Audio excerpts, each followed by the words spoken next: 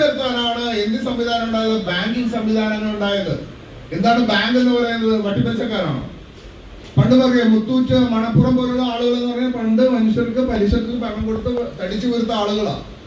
അവരാ നമ്മുടെ കോളനികളിലേക്ക് കടന്നു വന്ന് വീണ്ടും സ്വർണം വീട്ടിൽ വെക്കുന്നത് എന്തിനാണ്, അകത്ത് വെക്കാനൊക്കെ പറഞ്ഞിട്ട് കൊണ്ടുവന്നിട്ട് ആ പണം നമുക്ക് കൊണ്ടുവന്ന് നമ്മളെല്ലാം ഇങ്ങനെ ഓരോ ദിവസം മൊത്തം ഊറ്റുന്ന മുത്തൂറ്റുകളായിട്ട് മാറുന്നു.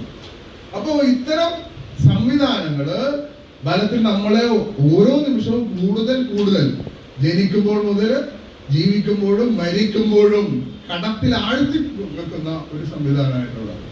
അപ്പൊ അത് അവരെ പിടിച്ചു ഉയർത്തണമെങ്കിലോ ആധുനിക ബാങ്കിങ് സംവിധാനങ്ങളുണ്ടാണ്. ഞാനത് പറയാൻ വളരെ എളുപ്പത്തിൽ പറയാം. നമുക്ക് ലോൺ എങ്ങനെ കിട്ടുക? നമുക്ക് ലോൺ കിട്ടാക്കനിയായ മനുഷ്യരാണ്. ലോണിന് ചെന്നാൽ അവർ ഒരുപാട് കാര്യങ്ങൾ ചോദിക്കും. ആൺമക്കളുണ്ടോന്ന് വരെ ചോദിക്കും. നിങ്ങൾ പെൺമക്കൾ മാത്രമല്ലേ ഉള്ളൂ, നിങ്ങളിങ്ങനെ പണം അടക്കണം എന്ന് വരെ ചോദിക്കുന്ന ബാങ്കുകാരാണല്ലോ, അത് സഹകരണ ബാങ്കുകൾ പോലും. അപ്പോ ഈ വായ്പ കിട്ടാക്കനിയായിട്ടുള്ള ആളുകളാണ് നമ്മൾ. ഇനി വായ്പ കിട്ടുന്നത് എന്തിനു വേണ്ടിയിട്ടാണ്? അവരുടെ കയ്യിൽ ഒരുപാട് പണം, അളവറ്റ ധനം, ഇപ്പൊ മൈക്രോ ഫൈനാൻസ് അളവറ്റ ധനം ഉണ്ടെങ്കിൽ അത് പലിശക്ക് കൊടുത്ത് നമ്മുടെ അധ്വാനത്തെ, നമ്മുടെ ചോരയെ നീരാക്കിയെടുക്കുന്ന മൂല്യങ്ങൾ എടുക്കാൻ വേണ്ടിയിട്ടാണ്. ഒന്ന് ആലോചിച്ച് നോക്കും, നമ്മൾ ഒരിക്കൽ കടത്തിൽ വീണാൽ പിന്നെ നമ്മുടെ മക്കളെ പോലും മര്യാദക്ക് വളർത്താനായിട്ട് നമുക്ക് കഴിയില്ല. ആ പണം കൂടി ബാങ്കിൽ അടക്കാനാണ് നമ്മൾ ഉപയോഗിക്കുന്നത്. നിങ്ങളൊന്ന് ചിന്തിച്ചു നോക്കിയാൽ അറിയാം, ഓരോ വീടുകളിലും ഈ കടം വന്ന് ജപ്തി ചെയ്യുവാൻ വരുന്നുള്ള ഭയം കൊണ്ട് നമ്മൾ സമ്പാദിക്കുന്ന പണമല്ല, നമ്മളുടെ ഭാര്യ, നമ്മളുടെ കുട്ടികള് അന്നുള്ള ദിവസം കൊണ്ടുവന്ന് ബാങ്കിൽ അടയ്ക്കുക. എന്താണ്? കിടപ്പാട് സംരക്ഷിക്കാൻ, ജപ്തി ചെയ്യാതിരിക്കാൻ, മറ്റുള്ളവരുടെ മുമ്പിൽ നമ്മൾ അവമാനപ്പെടുത്താതിരിക്കാൻ വേണ്ടിയിട്ട് നമ്മൾ ഇങ്ങനെ ചോര നീരാക്കി തിരിച്ചടച്ചുകൊണ്ടിരിക്കുന്ന ഒരു അവസ്ഥയാണ്. അപ്പൊ അത്തരം ഒരു സംവിധാനത്തിനകത്താണ് നമുക്ക് ലോൺ കിട്ടുന്നത്. എന്ത് ലോണാണ് കിട്ടുക? നമുക്ക് കിട്ടുന്നത് ഗാർഹിക ലോണുകളാണ്. എന്താണ് ഗാർഹിക ലോണുകൾ എന്ന് പറഞ്ഞാൽ?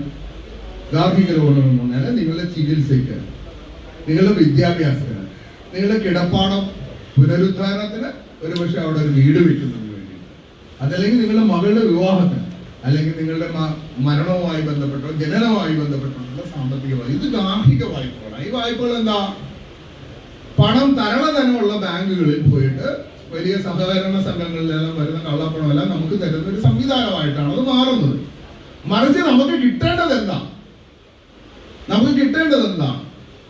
നമുക്ക് എല്ലാ ദിവസവും ഒരാള് മാർക്കറ്റിൽ ചെല്ലുമ്പോൾ മീന് തരുന്നുണ്ട്. അപ്പൊ എല്ലാ ദിവസവും നമ്മൾ അയാൾക്ക് തന്നെ മീൻ കിട്ടാത്ത സമയത്ത് ഈ ആൾക്ക് മീൻ കൊടുക്കണമല്ലോ എന്നുള്ള വിചാരമായിരിക്കും. അയാൾ നമുക്കൊരു ചൂണ്ട തരികയാണെങ്കിലോ പിന്നെ ആ മീൻ മേടിക്കാനായിട്ട് അയാളുടെ അടുത്ത് പോകേണ്ടതില്ല. ചൂണ്ടിട്ട് എനിക്ക് മീൻ മേടിക്കാം എന്ന് പറയുന്നത് പോലെ നമുക്ക് ഗാർഹിക വായ്പകളല്ലാതെ ഉൽപാദനക്ഷമമായ വായ്പകൾ തരാനുള്ള ഒരു സംവിധാനത്തിലേക്ക് നമ്മൾ വികസിക്കണം. എന്താണ് ഉൽപാദനക്ഷമമായ വായ്പകൾ? ചൂണ്ടിട്ട് എനിക്ക് മീൻ മേടിക്കാം എന്ന് പറയുന്നത്. നമുക്ക് കച്ചവടം ചെയ്യാൻ, നമുക്ക് തൊഴിൽ സംരംഭങ്ങൾ തുടങ്ങാൻ, നമുക്ക് വാണിജ്യമോ വ്യവസായമോ നടത്തിക്കൊണ്ട് സമൂഹത്തിന്റെ താഴ്ന്ന അവസ്ഥയിൽ നിന്ന് ഉയർന്നു വരാനുള്ള ഒരു അവസ്ഥയ്ക്ക് വേണ്ടിയിട്ടാണ് ഉൽപാദനക്ഷമമായ വായ്പ എന്ന് നമ്മൾ പറയുന്നത്.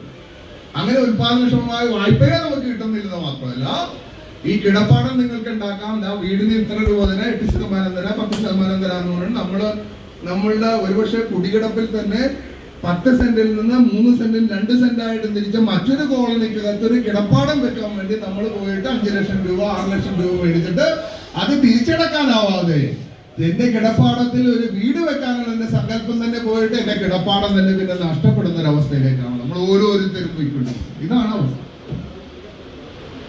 അപ്പൊ ഇത് ഭൂരിപക്ഷം മനുഷ്യരും അങ്ങനെ കടത്തിൽ ഇങ്ങനെ ആഴ്ന്നുകൊണ്ടിരിക്കുകയാണ്.